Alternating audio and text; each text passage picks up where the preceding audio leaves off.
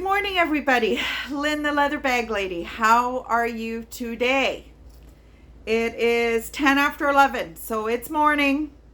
It's snowing again. We drove up to Dunville last night to see what the landscaper had done to the lot. He was supposed to start yesterday and did not. So we'll talk about that in a minute. But we drove through one really significant snow squall to the point where it was white out. I actually took a video of it and put it on my Facebook page. It was crazy. And then we got to the park and realized that nothing had been done. So, you know what? It's difficult. This gentleman's a landscaper, so with the snow yesterday, he was doing snow removal, which is fine, but his wife told Bruce he was there. So, maybe there was a miscommunication. I don't know. And that's just the point. I understand, and I've had this experience recently myself, that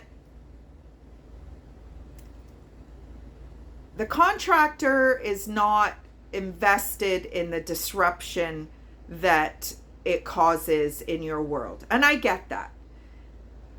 But Bruce is a little different because this is his first experience of having anything of his own. Basically, left his family home to be married for 30 years and was not in any way in control of the finances. His ex-wife was very much in control of that. He would just go with the flow for an easy life. He's never had any money of his own, basically, and whatever he did have, she spent quite happily. And now, all of a sudden, he's making his own decisions, and he has really in the eyes of his friends and family, he's a completely different person. And of course, everybody equates that to me, which is untrue. I don't know him any other way than he is right now. And he's very decisive, and he's very determined in what he wants to do and the decisions that he's making. I'm sure I've helped. I'm a pretty strong person, and I'm opinionated, and I say what I think and what I feel, and I don't know, it's not always the right thing. It's not, not always a bad thing either. But, I hear some of his friends talk about how he was in the past, and I don't know that person. And so, he's so excited and invested in what's happening. And the contractor doesn't care. And the contractor, it's a job to him. And the fact that he was supposed to be there Tuesday, didn't go. Wednesday, didn't go. So technically, his lot should be done and ready for the trailer to come today. But it hasn't even started. And I don't even know if we're going to go up tonight, because if we go up tonight and he hasn't been again today, I think Bruce will lose his shit. So, and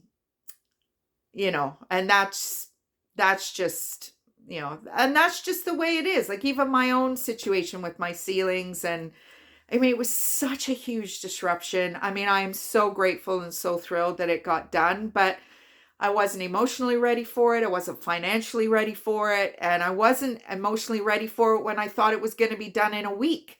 It's been 5 weeks now, and whatever isn't done is not getting done. Not this year anyway. I have had enough. And,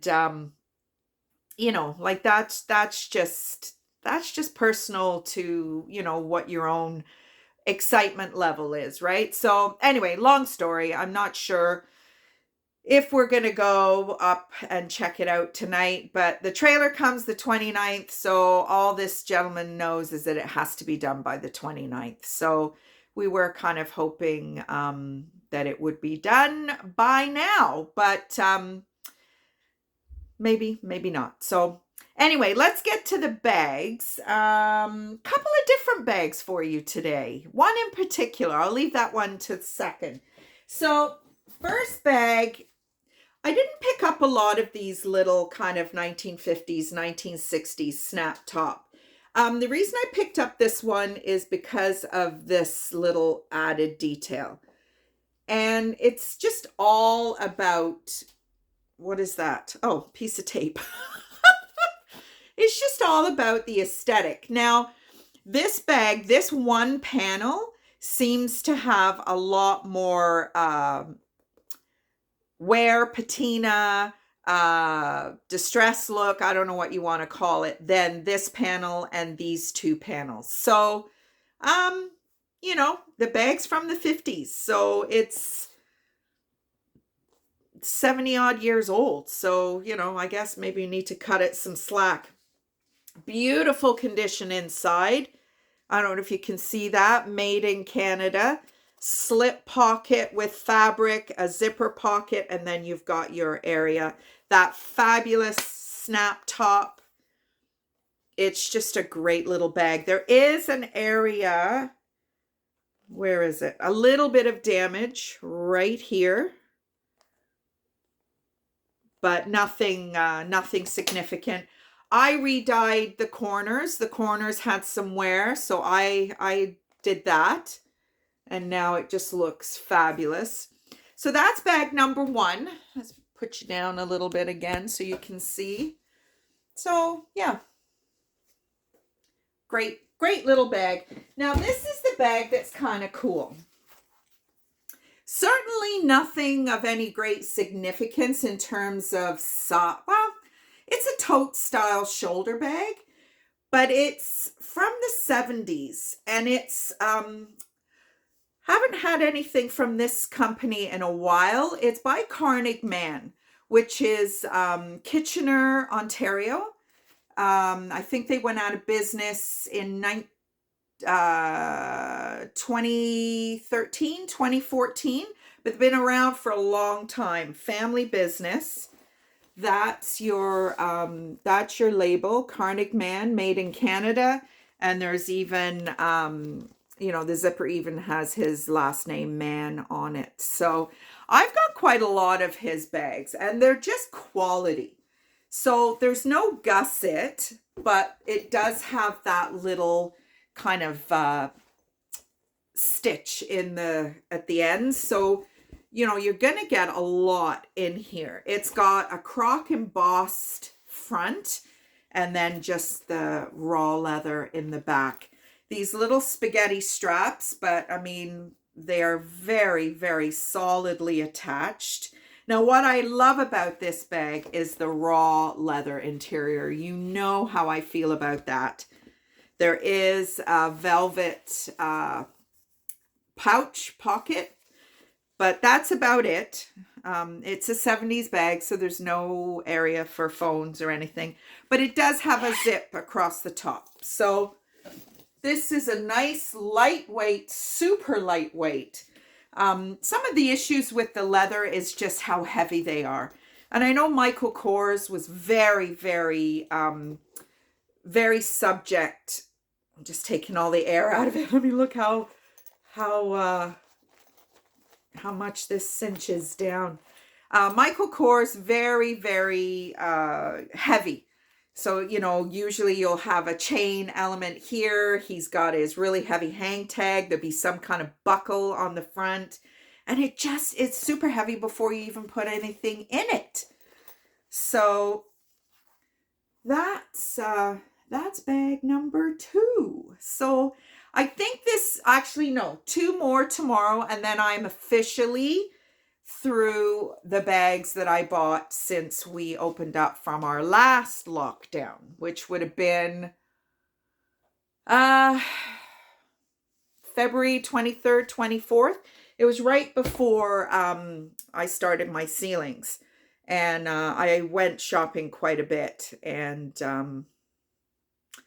yeah, it's not been a bad thing to not be shopping so much. So what I'm going to be doing now is behind this wall is a whole room of bags that I couldn't get to because all of my furniture was in there from the ceiling. So now that my room is somewhat put back together, I'm going to be able to get to the bags in there. Now, I have a couple of shelves of Danier. There is a good number of those Danier that are vintage. I've got a shelf of Coach. There's a good number of those Coach that are vintage. Same with Fossil, same with Derek Alexander. So those are the four main brands that I store behind here that are going to be part of my virtual shopping channel. When that, it's probably not going to end up to the fall now. The ceilings kind of put me behind the eight ball. The trailer's going to be opening soon, and between here and there, and the summer things wind down quite a bit as well. And I may be able to do some outdoor shows at my retirement homes. I was scheduled to do one May 6th, but obviously that will probably get canceled. Well, it will do because we're on lockdown, I think, or stay at home order till May 20th, I think. But you know what I have experienced in just yesterday? So when I was cleaning the house from the dust, I went into cupboards that I haven't been into in years, and I found a whole shelf of china. I used to collect cups and saucers and all that kind of stuff. So I cut my collection in half. So I had two listings I put on Marketplace yesterday. One I marketed as a grandma's tea party set. So there was a Sadler teapot, British Sadler, Foley Brothers, cup and saucer, cream and sugar, all four pieces, the same pattern. Within 20 minutes, I had a lady buy the cup, saucer, cream, sugar. She didn't want the teapot. And I mean, she showed up, she was over the moon. And then I sold an assorted bag of china, some orphan cups, which is what you call cups and saucers that are either missing the saucer or missing the cup, which I didn't know, which is kind of cool. And another teapot, all English china. And a lady transferred me the money for that from Toronto, and will come and pick them up when the lockdown is over. Like, holy moly. So I'm really having a lot of fun listing a bunch of stuff from my house. So today I'm emptying my dresser. Now, my dresser is a barn find, and it's one of the, I think I've talked about it before. It's one of those kind of 40s, 50s that has the hat section, the little door for the hat, for you to store your Sunday hat or whatever. So I had ideas that I wanted to refinish it, and I started to replace the hardware because some of the hardware was broken. And I've put all kind of multicolored glass pulls. And I haven't finished it, but you know what? As it is, I'm just going to put it on Kijiji as a barn find. And that's going to be my listing today, amongst a bunch of other little pieces. I actually had a Burns Crystal 40th birthday champagne flute that my cousin bought me. I went to Glasgow and surprised my mom and dad for my 40th, which was 13 years ago now. And my mom had a little party for me, and I got this 40th birthday glass. It's Robbie Burns Crystal. It's still in the box. It's never been out of the box, all the way from Glasgow. So I've been getting, putting that kind of stuff on, whereas normally I just take it to Value Village, but it's kind of fun.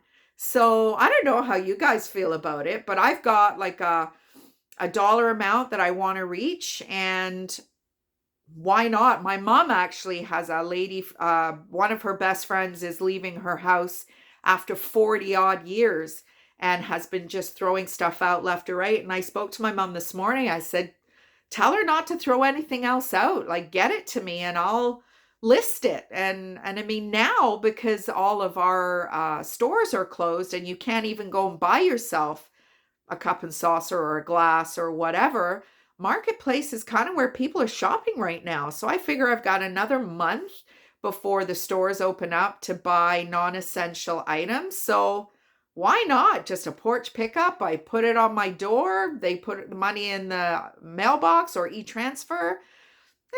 You know what? Somebody's going to stiff me at some point, and it's going to happen because that's just life. But so far it hasn't. And as my mom, touch wood, maybe it won't. But if it does, it does. I got to be smart about what I put out there. I'm not going to be putting stuff out there it's worth $50 or whatever, but 5, 10, $15, whatever. So that's kind of what the next few days project is going to be. As I mentioned yesterday, I signed up for Hey You, I think it's called. Oh my goodness me. Housewives of Orange County.